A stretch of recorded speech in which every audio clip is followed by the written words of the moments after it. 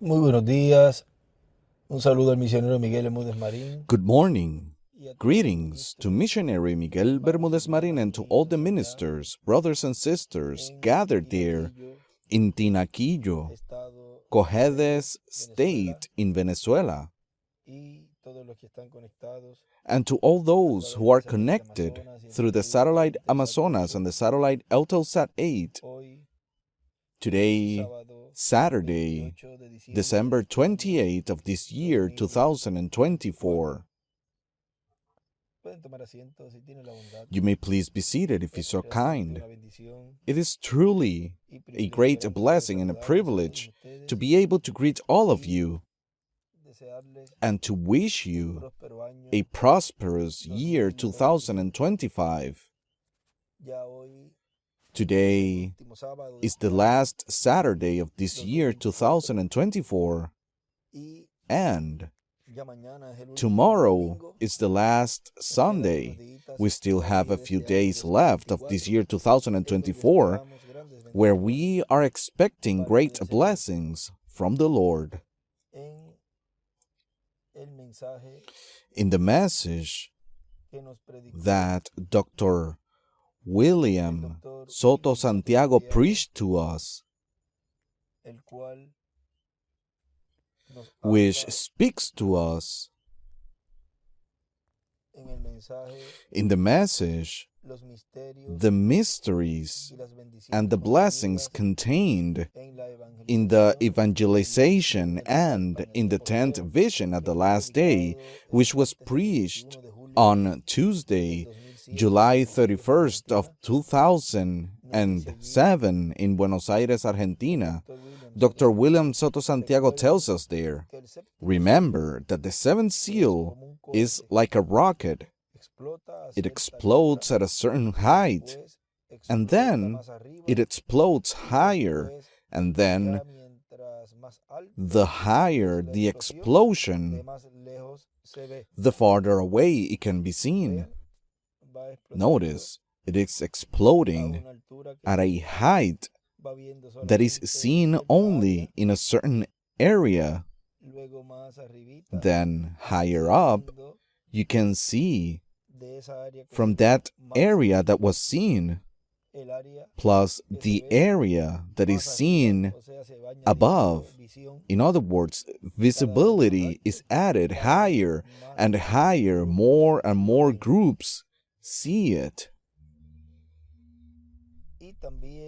And also, 5 stars comes out and one of them explodes. See? So those explosions will show different manifestations that will emerge that pertain to the seventh seal. In the book of the seals on page 540,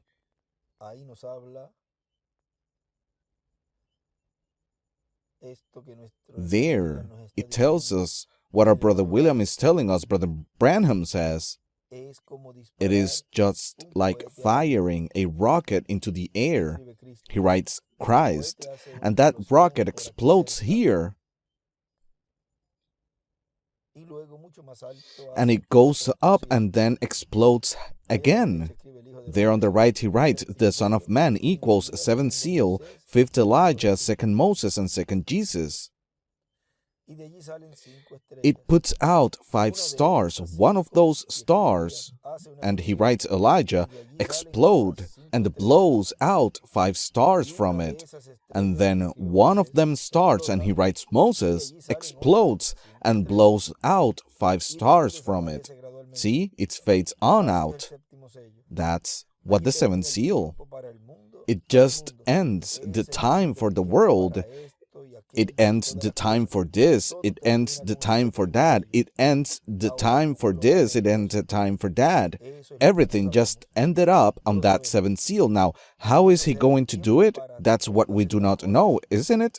We don't know. It's even the time for all these things and the ushering in of the millennium. And he writes introduction, and he also writes seventh millennium. Now, notice how the seventh seal, being in a threefold manner, because the Son of Man comes with his angels, there is the ministry of Jesus, Moses, and Elijah, which in the books of the seals, he tells us. On page 542 from the book in English, it says, "And now, as certain as I'm standing in the platform tonight, I had the revelation that revealed it's in a threefold manner that I will speak to you by God's help of a fold of it." And then let's go over that first. Here is the revelation to begin what I want to tell you, what it is. What happens is that those 7 thunders that he heard thunder and was forbidden to write, and he writes 7 thunders, that is what the mystery is lying behind those 7 consecutive thunders. And he writes the second coming. The 7th seal is the second coming of Christ. That is what the mystery is lying behind those 7 consecutive thunders rolling out. Now, see how that threefold manner is the mystery of the 7th seal. That is God operating the ministry of Jesus, Moses, and Elijah in one man. Now, on this same page that we were reading, where he spoke to us about the 7th seal as a rocket, which is on page 541 from the book in English. Continuing there where we stopped, it says, notice the breaking of this seal was so great that heaven was hushed by it in silence for the space of a half an hour. Now, is it great? What is it? It was hushed, heavens.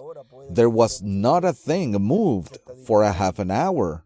Now, a half an hour might not be long if you're having a good time, but in the suspense of between death and life, it seemed like a millennium. There he writes, half an hour of silence as of death. And he also draws a cornerstone and a Star of David as well. And he writes millennium, suspense. We have already read all these portions. Now, he says, it was so great, Jesus never mentioned it, none of the rest of them. John couldn't even write of it. No, he was forbidden to write here. See, there's just he didn't write it, but this is silence. And he writes, half an hour, he writes.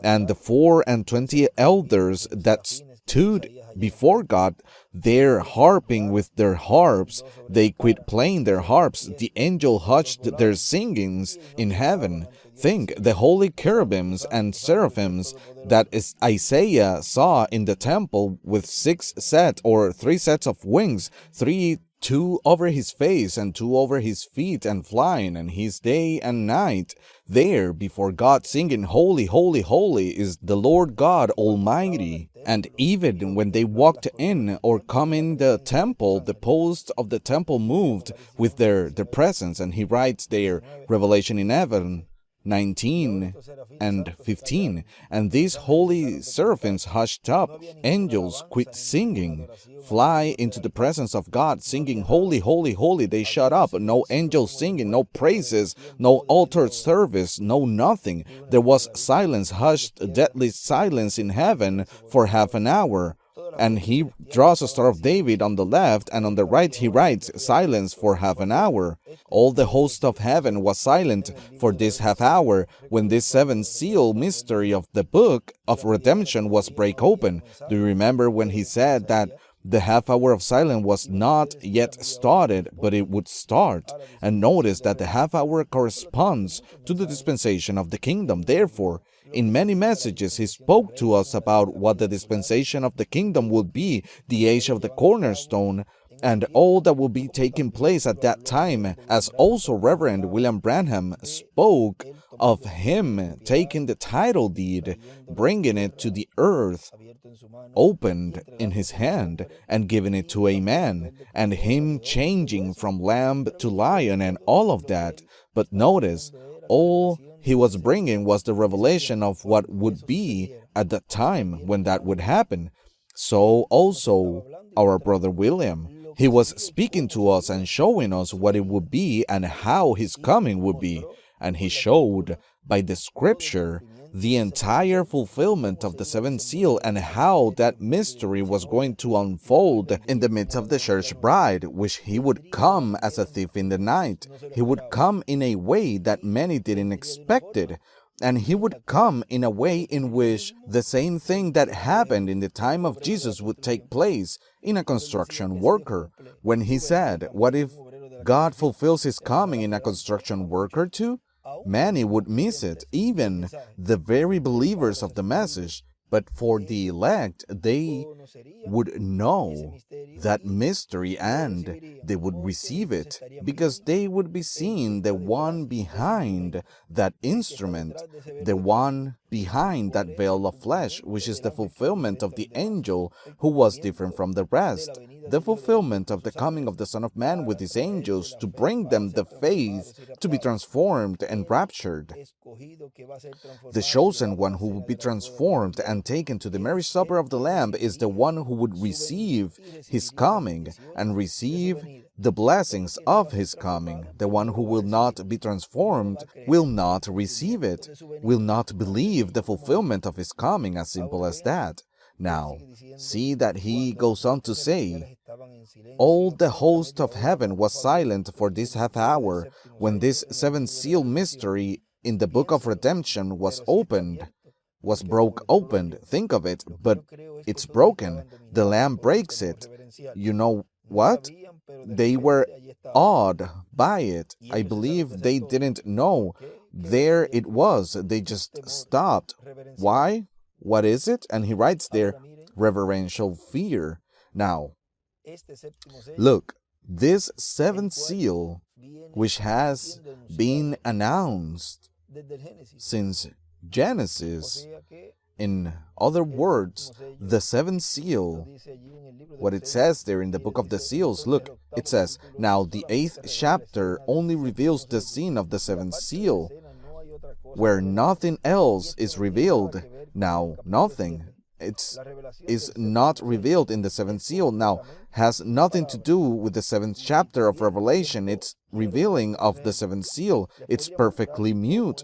And if I only had time, I'll try a few places to show you all the way back from Genesis. This 7th chapter or this 7th seal is spoke of, and he writes there the second coming of Christ, and to the left, that's above there where it says 7th seal, and on the left he writes 7th seal is announced from Genesis and in the other seals. And also on the right hand side he writes upwards from Genesis the 7th seal is announced. There he also writes without words. I'm on 521 from the book of the seals in English. It goes on to say, these seals moved right up. Couldn't you remember this morning bringing these things up? And watch tonight bringing them up. And you find out when it gets to that 7th seal, she cuts off. Because the 7th seal, notice further on, he says that it's the end of the vials, it's the end of the trumpets. He says, the short paragraph before the one we read from 540, it starts in the page at the bottom. It says, everything runs out in this time, at the end of this 7th seal, and he writes, left over time, Moses and Elijah.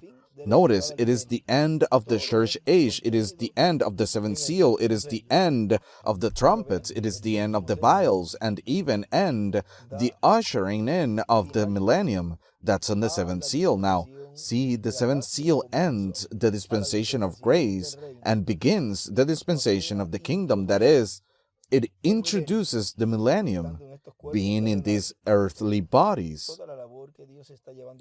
All the work that God is carrying out in these final days is the work of the 7th seal, and it is a work that, you see, as it goes up, that work is becoming clearer and clearer, and it begins to work first with a group, which is what we were reading there in the message of our brother William Soto Santiago, titled The Mysteries and the Blessings Contained in the Evangelization and in the Tenth Vision at the Last Day. There, he says, as he continues to say where we stopped, so those explosions will show different manifestations that will emerge that pertain to the seventh seal. Let's say the explosion for the bride.